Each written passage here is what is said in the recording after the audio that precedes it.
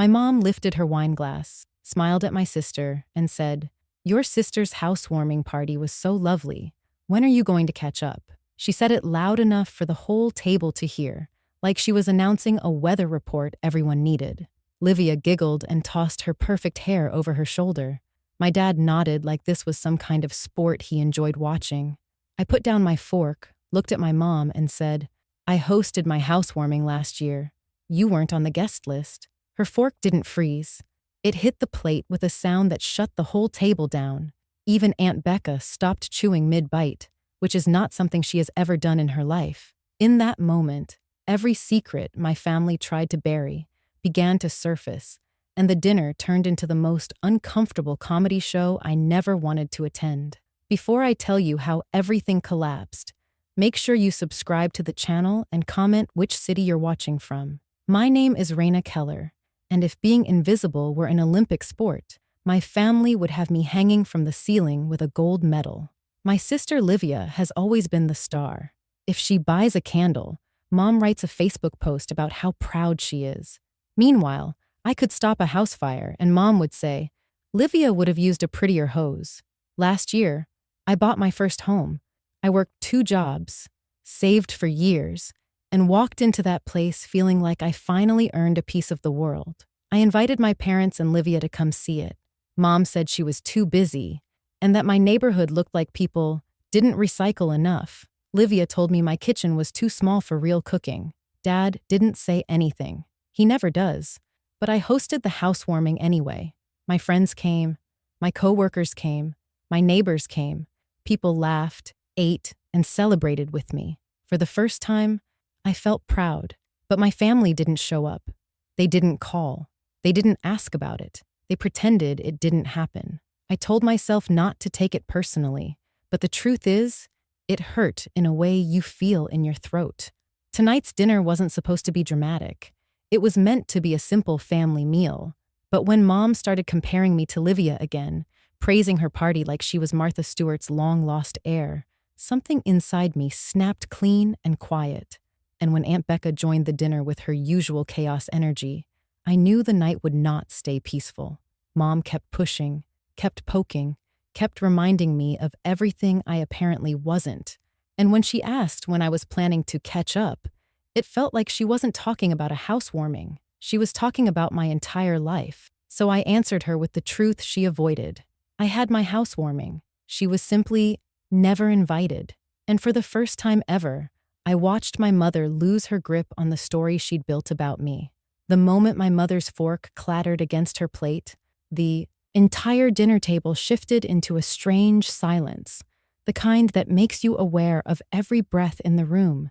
Livia tried to recover the mood by laughing too loudly and saying something about how sensitive people get over small things. But her voice cracked mid-laugh, and even she knew she sounded ridiculous. My mom cleared her throat, straightened her napkin like she was preparing for a job interview, and said, "Well, I didn't know you were serious about that house," as if I had invited her to a cartoon clubhouse, and not the first home I spent years working to buy. That comment alone lit the fuse under years of frustration I had tucked away to keep the peace. I wanted to ignore it, to swallow it like I always did. But then Aunt Becca, who has the subtlety of a fire alarm and the timing of a wrecking ball, chimed in with, "Marlene, you told everyone Raina's house was too tiny for grown people. You said we would be bumping elbows the whole night." My mother inhaled sharply through her nose like a kettle about to whistle. Livia kicked Aunt Becca under the table so hard that the poor woman's water glass trembled. Dad looked down at his plate, as if he hoped to blend into his mashed potatoes. I sat there stunned, not because I didn't expect gossip from my family, but because my mother had never considered that her words would circle back to me, and certainly not in the middle of dinner. I asked calmly, "You said that?" Mom flustered. "Well, I might have mentioned it casually." Aunt Becca snorted. "You printed it on your Christmas cards." Livia's eyes widened in horror because she had clearly trusted Aunt Becca with too many secrets over the years. And then things truly took a turn. Mom tried to regain control by saying, "Your sister's home just feels more adult. Livia straightened her shoulders like she won an award. I said, "Adult. My house has running water and electrical outlets, Mom. What else do adults need?" That earned a tiny laugh from Aunt Becca and an eye roll from Livia, who always reacts like humor is personally offensive to her. But the conflict grew sharper when Mom tried to lecture me about responsibility, claiming Livia planned her life better. That was rich coming from the same woman who told me I was irresponsible for buying a house alone, but praised Livia for doing nothing except posing next to oversized decor pieces she didn't even assemble. I took a slow breath, trying to keep my tone calm. "I invited you last year," I said. "I sent texts, I called, I even mailed invitations." Mom shook her head hard, saying, "We never got anything. You're making this too emotional." And that was when the night flipped, because for the first time, I knew my mother was lying, not guessing, not assuming, knowing. I knew because my elderly neighbor, Mr. Wilson, had shown me something last year that I never told anyone. He had accidentally picked up one of my housewarming invitation envelopes from the wrong mailbox. It was addressed to my parents. When he handed it back to my mom in front of me, she laughed awkwardly and said, "Oh, that must be junk mail." Except the invitation had my handwriting on it and a photo of my front door. She tossed it in her purse and changed the subject so fast that even Mr. Wilson blinked. I remembered all of that as she sat across from me, now saying I never invited them.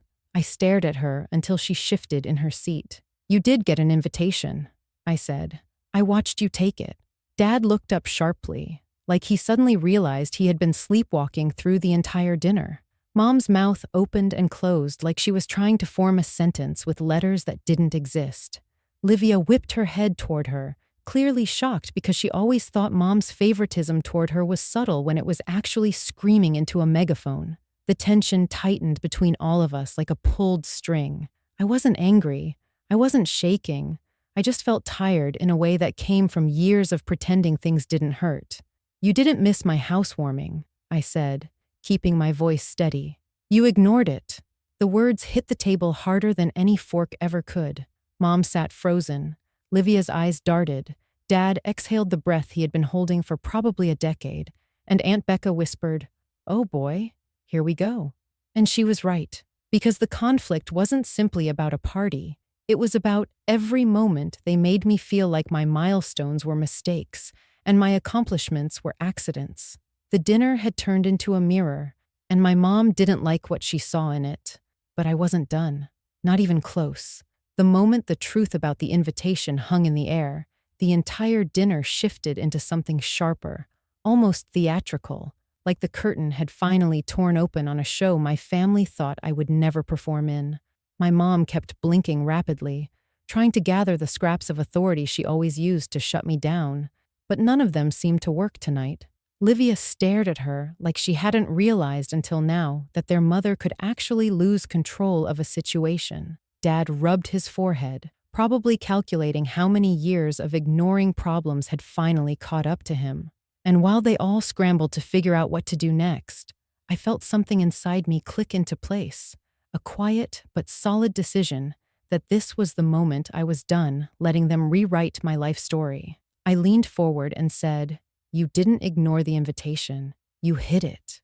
Mom gasped like I had accused her of setting fire to a church. "Why would I ever hide something like that?" she demanded, but her voice trembled slightly, the kind of tremble that comes when someone knows their lie is wearing thin. I could have let it go there, but this was the turning point. The moment I chose to stop shrinking. So I continued, "Because you didn't want to come. And you didn't want anyone else to come either." Livia looked offended, even though she was not the target of this accusation, which was on brand for her. Aunt Becca leaned in with the energy of someone pulling up a front row chair. Mom shook her head so hard her earring swung. "That's not fair. You always twist things," she snapped. But for once, I didn't let her redirect the story.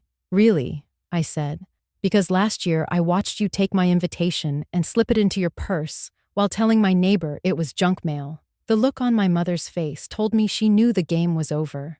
Livia's jaw dropped. Dad mumbled something that sounded like Marlene, but it came out like a mosquito buzzing. Mom tried one last defense. "I didn't want to embarrass you if no one showed up," she said.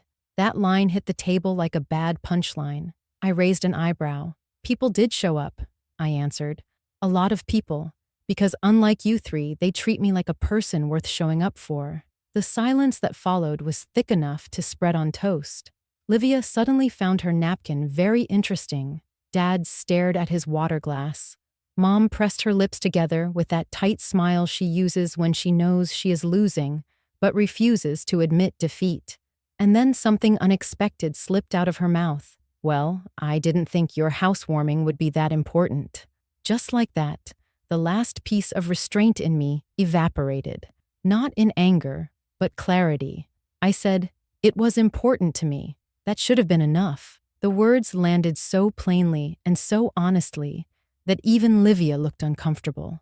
Aunt Becca whispered, "Amen," under her breath like she was in church. I could feel the shift in the room, the power sliding back toward me after years of being the quiet one. I didn't raise my voice. I didn't yell. I didn't cry. Instead, I let the truth sit between us, heavy and undeniable. And then I delivered the turning point they never saw coming. "I didn't invite you," I said, "because last year I finally realized something. You don't celebrate me. You judge me. You compare me.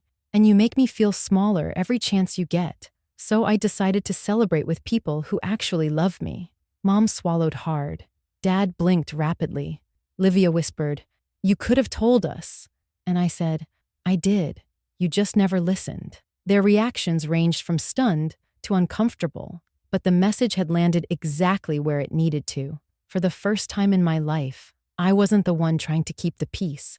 I was the one forcing them to face the truth, and standing up for myself felt so good that I wondered why I hadn't done it years ago. This was the moment everything changed. The moment the balance of power finally tipped. The moment they realized I wasn't the quiet daughter in the background anymore. This was the moment I chose myself. The tension at the table reached a point where the air felt thick, like everyone was waiting for someone else to break first.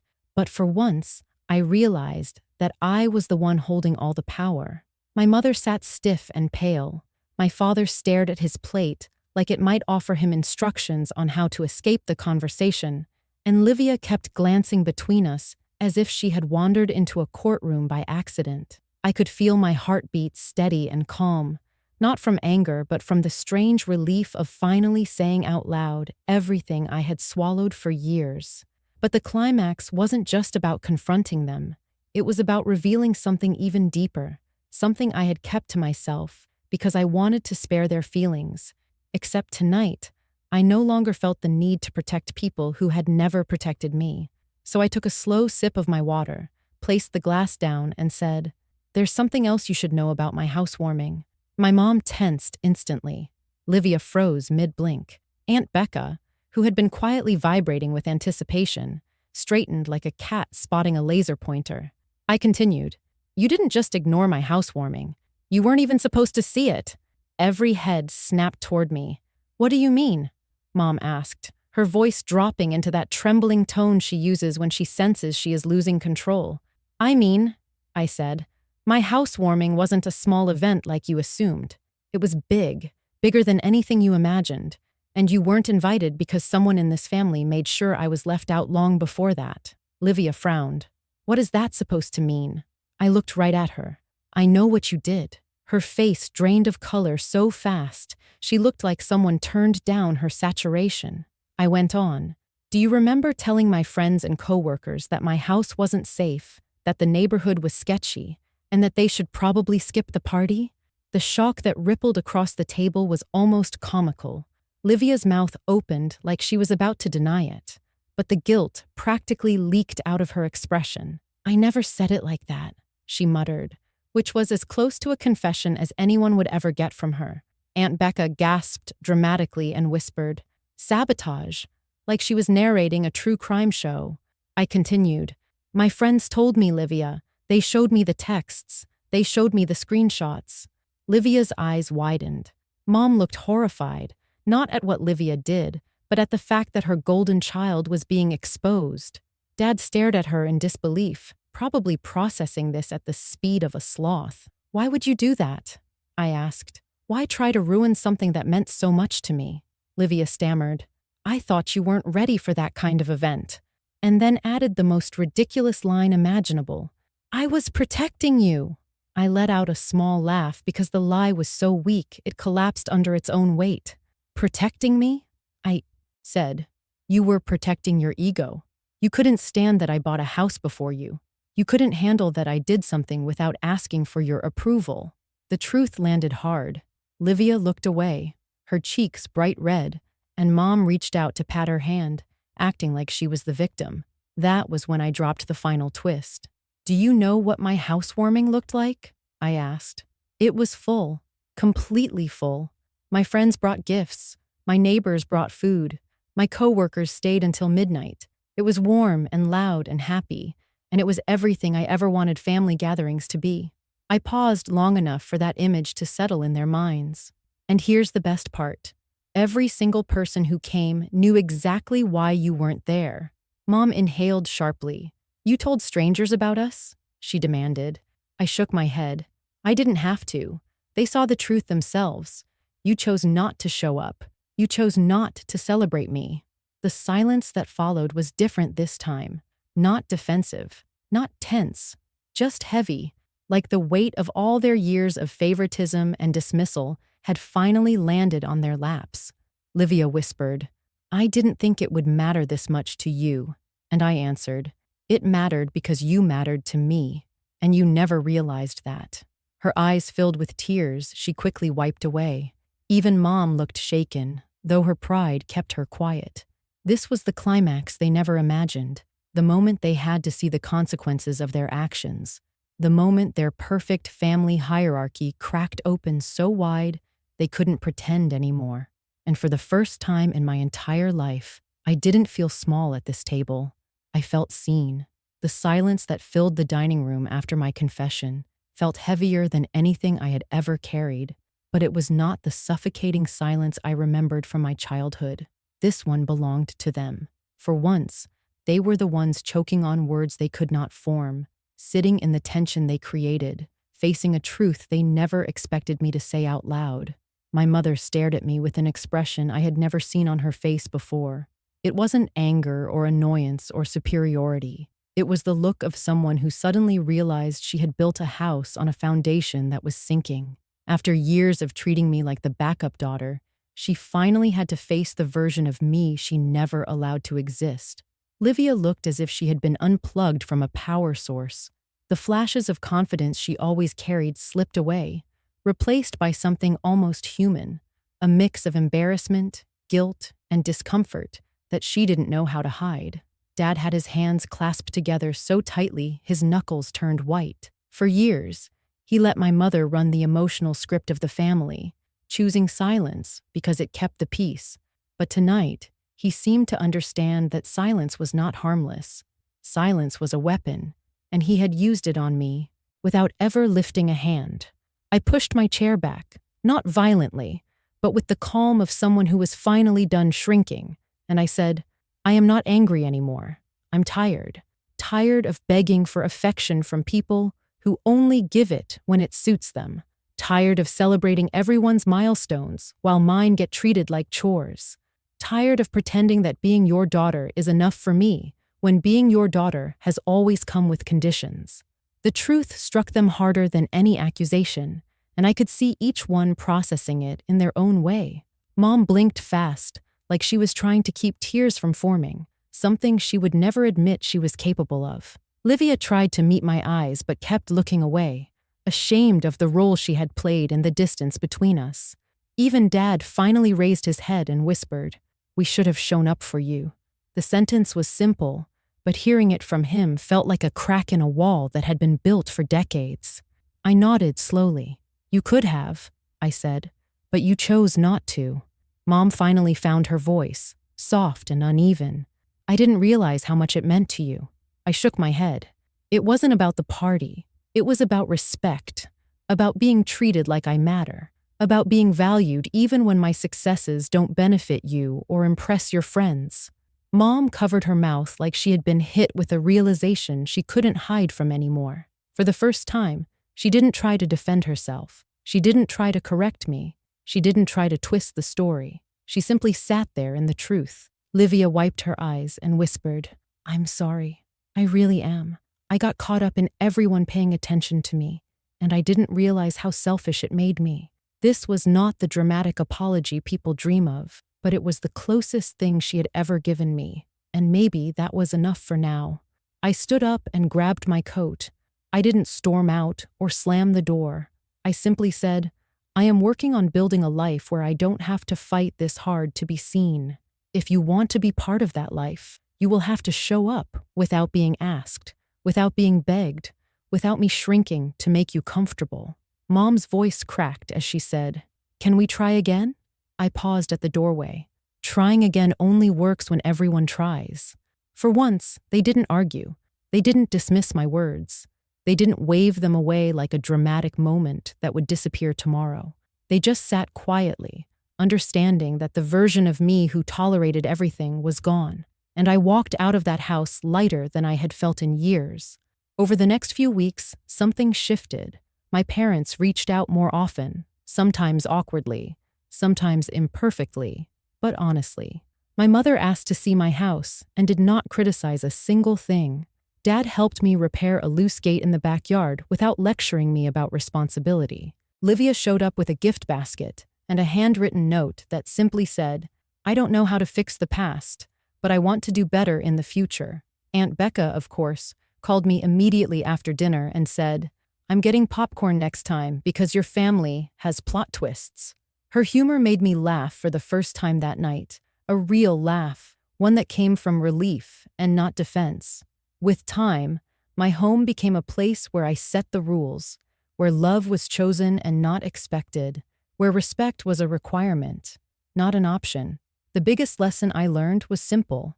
Family isn't defined by blood. Family is defined by presence, by support, by people who show up. Sometimes that means letting people back in slowly. Sometimes it means closing the door.